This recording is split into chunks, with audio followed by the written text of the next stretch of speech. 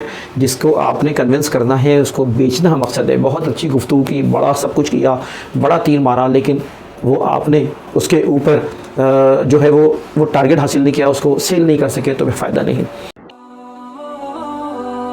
अगर आपने अभी तक हमारा चैनल सब्सक्राइब नहीं किया तो अभी सब्सक्राइब करें और बेल आइकॉन को क्लिक करके हमारी लेटेस्ट वीडियोस के बारे में अपडेट जानें।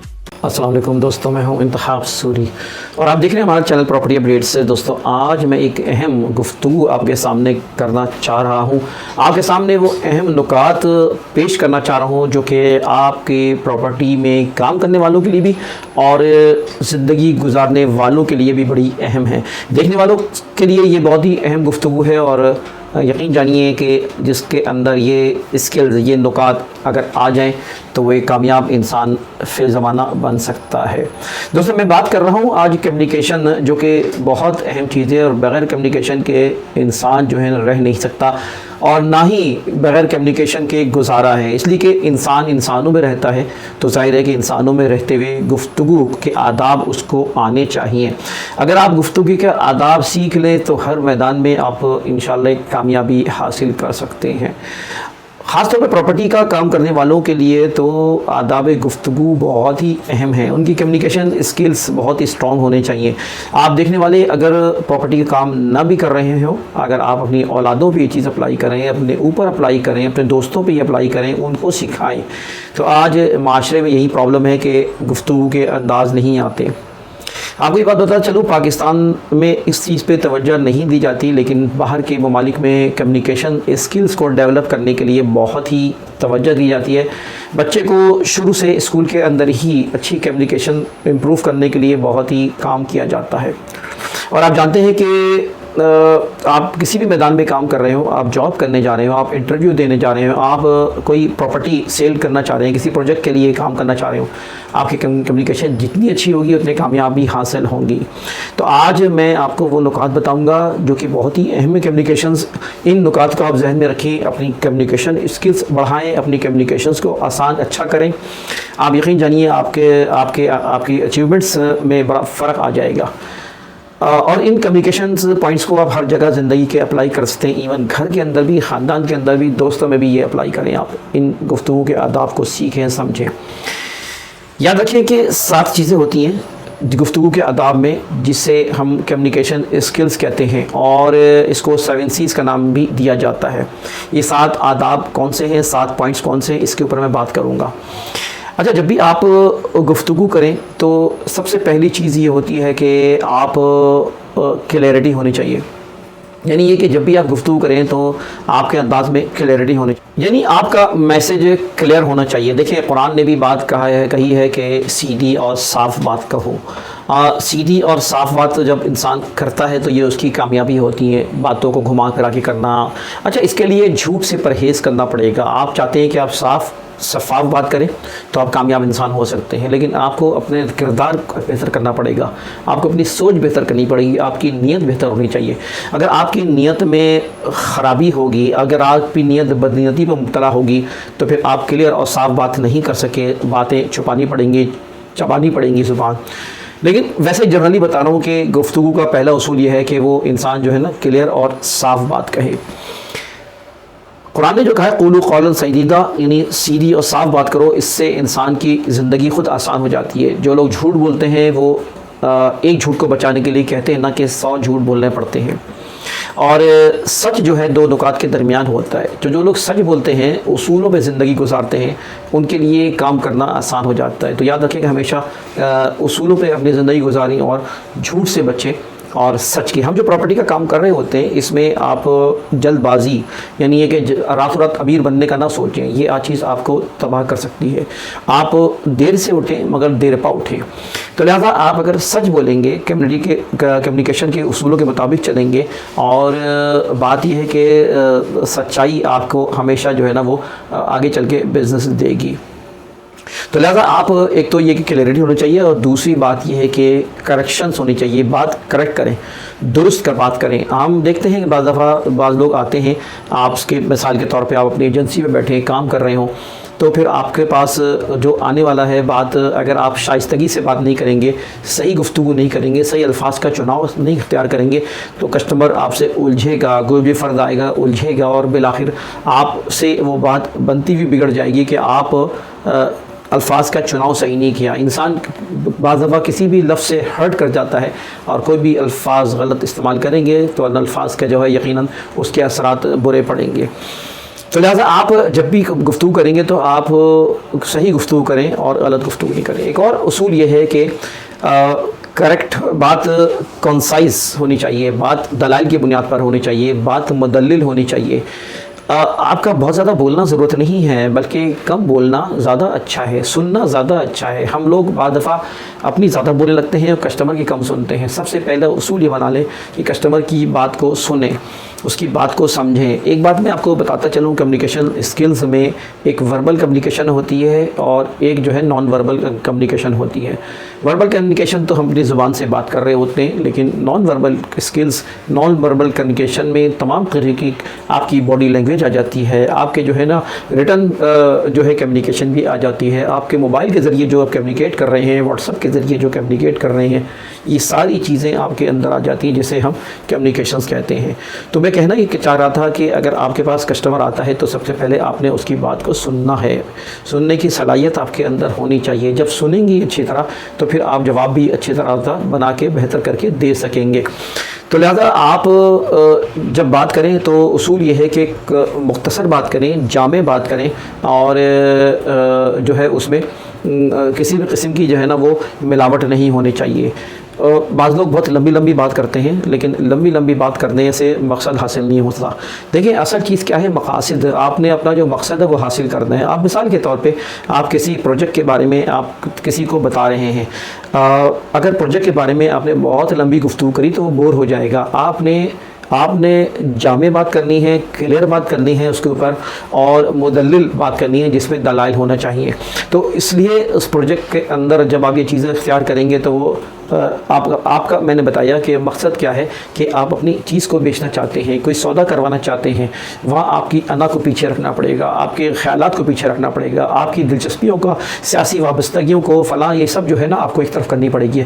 Y? Because you have to get the target. आपको अपना मकसद हासिल करना है। तो यहाँ याद रखें कि कम्युनिकेशन के उसूलों में आपके मकासद बहुत अहम होते हैं।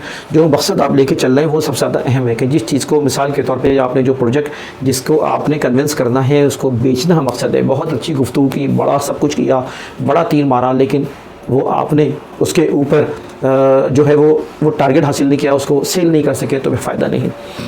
एक फ़र्द है जिसके पास सेल्स में 4 लड़के जॉब कर रहे होते हैं, काम कर रहे होते हैं, 2 बहुत अच्छे गुफ्तगू कर रहे होते हैं, बड़ी कम्युनिकेशन ज़बरदस्त है, इंग्लिश भी ज़बरदस्त है, बात भी बड़ी अच्छी करते हैं, फील्ड में जाते हैं, रोज़ाना बड़े अपने एक जौहर दिखा रहे होते हैं, आके अपने बॉस को बता रहे होते हैं कि मैंने अरे ऐसे और ऐसा किया, बहुत मेहनत की, सब कुछ किया।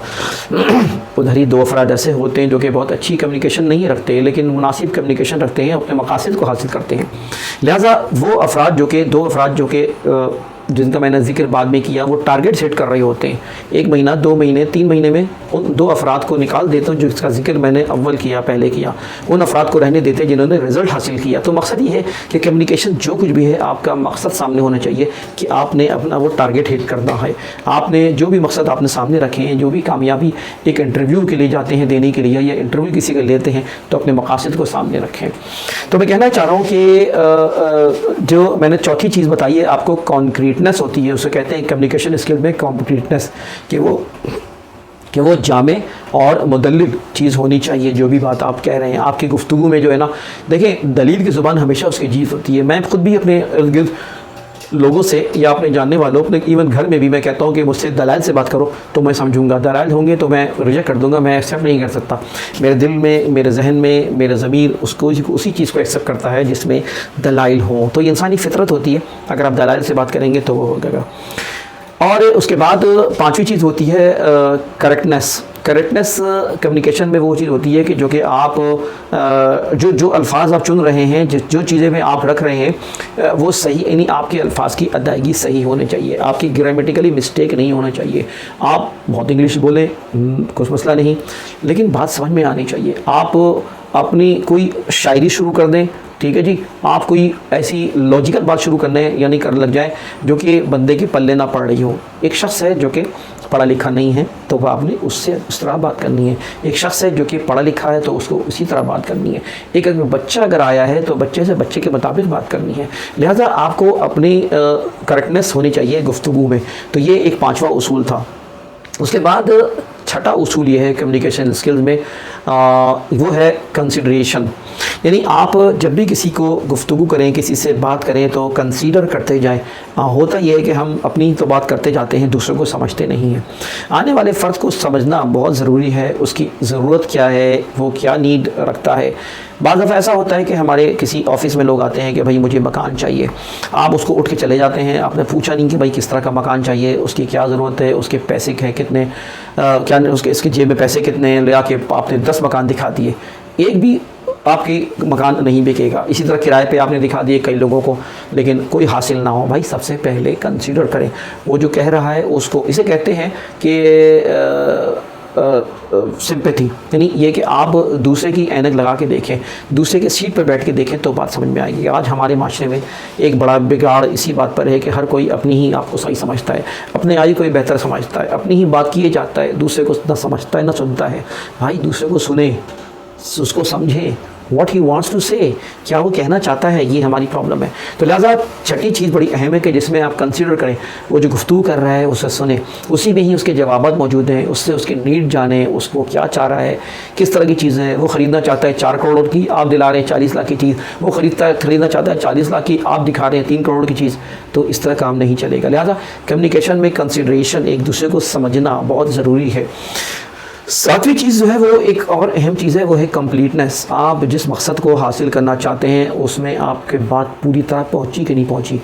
आपने जब भी गुफ्तगू की किसी प्रोजेक्ट के बारे में आपने तफसील बताई तो उसको फिर कंक्लूड करें, उसको असल उसके दोबारा उसको रिव्यू करें, अपनी बात को दोहराएं, जो असल मकसद है वो सामने रखें, उसका खुलासा सामने रखें, ताकि वो गुफ्तगू को समेटने के बाद जब आप उसके जहन में वो बातें डालेंगे तो वो समझ में याद रखेगा कि उसने ये क्या सुना था और किस लिए सुना था, वो मकासद जानने आ जाएंगे।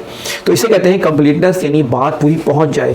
आपने अधूरी बात करेंगे तो नताइज नहीं मिलेंगे। आप कंप्लीट बात करेंगे, यानी किसी भी प्रोजेक्ट के बारे में एक बात जामे और बेहतर और हक़ाइक़ तक पहुँच गए हों। बहुत ज़रूरी नहीं है कि बहुत लंबी गुफ्तगू करें कि उसको वो भूल ही जाए या कंफ्यूज हो जाए। लिहाजा बात जो है ना वो कंप्लीट होनी चाहिए और इसमें कंफ्यूजन नहीं हो चाहिए। अगर आप कंफ्यूज करेंगे एक आने वाले फ़र्द को या मिलने वाले फ़र्द को तो उस कंफ्यूजन से होगा ये कि वो आप मकासद आपके हासिल नहीं होंगे और वो जो है वो चीज़ चले जाएगी हाथ से। तो कम्युनिकेशन स्किल्स ये वो 7 स्किल्स हैं जिसे 7 C's भी कहते हैं कम्युनिकेशन में, और पूरी दुनिया में 7 के C's यानी कम्युनिकेशन के 7 उसूल जो है ना वो आपको पता होना चाहिए, ताकि आप जब भी कोई काम करें, ज़रूरी नहीं कि सिर्फ आप प्रॉपर्टी का काम करें, किसी भी जगह आप अपने गुफ्तगू के अंदाज़ को सही करेंगे, आपकी गुफ्तगू सही होगी तो आप एक कामयाब इंसान को। अगर आपकी गुफ्तगू सही नहीं होगी तो आप घर में भी आप उलझते रहेंगे। अगर आप की गुफ्तगू के आदाब ना आते हो तो अच्छी शख्सियत के मालिक नहीं बनेंगे। अगर आपकी गुफ्तगू सही होगी तो लोग आपसे मिलना पसंद करेंगे। बाज़ लोग ऐसे होते हैं बहुत लंबी बातें कर रहे होते हैं, बहुत लंबी गुफ्तगू कर रहे होते हैं, लेकिन उनकी गुफ्तगू से लोग उलझ रहे होते हैं, उनसे अवॉइड कर रहे होते हैं। अरे ये कौन आ गया, देखो अब ये लंबी फेंकेगा, लंबी बातें करेगा। तो लिहाजा वो समझता तो बड़ा अपने आप को कि वो बहुत लंबी अच्छी अच्छी बातें करता है, लेकिन लोग उसको, ऐसे लोगों को पसंद नहीं करते, उससे कटते हैं कि बहुत लंबी बात करता है। ना आप इतनी मुख्तसर बात करें, छोटी बात करें कि अपनी मैसेज ही ना पहुँचा सके, बात ही ना कर सकें। आखिर में मैं आपको ये बताऊँगा, ये सारी कम्युनिकेशन मैंने बताया कि नॉन वर्बल का इस्तेमाल भी बहुत ज़्यादा है। मिसाल के तौर पर आप इश्तिहार बना रहे हैं, ठीक है ना, आप अपने मोबाइल के ज़रिए इश्तिहार बना रहे हैं, तो उसमें इन चीज़ों का अगर ख्याल न रखा तो आप जो है वो का अच्छा ऐड नहीं बना पाएंगे। आपके ऐड मुख्तसर होना चाहिए, आपके ऐड जामे होना चाहिए, उसमें क्लैरिटी होना चाहिए, उसके अंदर मवाद बहुत ही मुदल्लिल होने चाहिए, उसके अंदर कोई अल्फाज में गलती नहीं होना चाहिए। जिस हेडिंग्स को आपने, जो असल मैसेज है वो वाज़े होने चाहिए, बाकी मैसेज छोटे होने चाहिए, वरना वो ऐड जो है वो कामयाब अच्छा ऐड नहीं होगा और उसके रिज़ल्ट नहीं आएंगे, इफ़ेक्टिव ऐड नहीं होगा। इसी तरह जब आप व्हाट्सएप पे गुफ्तगू कर रहे होते हैं, आप अपनी गुफ्तगू जो है ना किसी से फ़ोन पे बात कर रहे होते हैं या आप कम्युनिकेशन अपने मोबाइल के ज़रिए कर रहे होते हैं, तो इन तमाम नुकात को बहुत अच्छी तरह बेहतर अंदाज में जहन में रखें। अगर रिटर्न कम्युनिकेशन में भी आपने इन चीज़ों का ख्याल नहीं रखा तो आपकी वो चीज़ असर नहीं करेगी। तो जब असर नहीं करेगी तो फजूल है बात। तो मुझे अंदाज़ा हुआ कि इंसान जब कोई भी बात करता है तो इन कम्युनिकेशन उसूलों को जहन में रखता है तो एक कामयाब इंसान बनता है। दोस्तों, ये थी गुफ्तगू। ये ना सिर्फ ये कि आपके प्रॉपर्टी के काम करने वालों के लिए, देखने वालों के लिए, सुनने वालों के लिए और जो भी इस वक्त ज़िंदगी गुजार रहा है वो एक कामयाब इंसान बनने के लिए बहुत अहम टूल्स हैं। इंतखाब सूरी को इजाज़त दीजिए। वीडियो को लाइक करें, कमेंट करें, शेयर करें, इन मालूमात को आगे बढ़ाएं और चैनल को सब्सक्राइब नहीं किया तो चैनल को सब्सक्राइब करें। अल्लाह हाफ़िज़।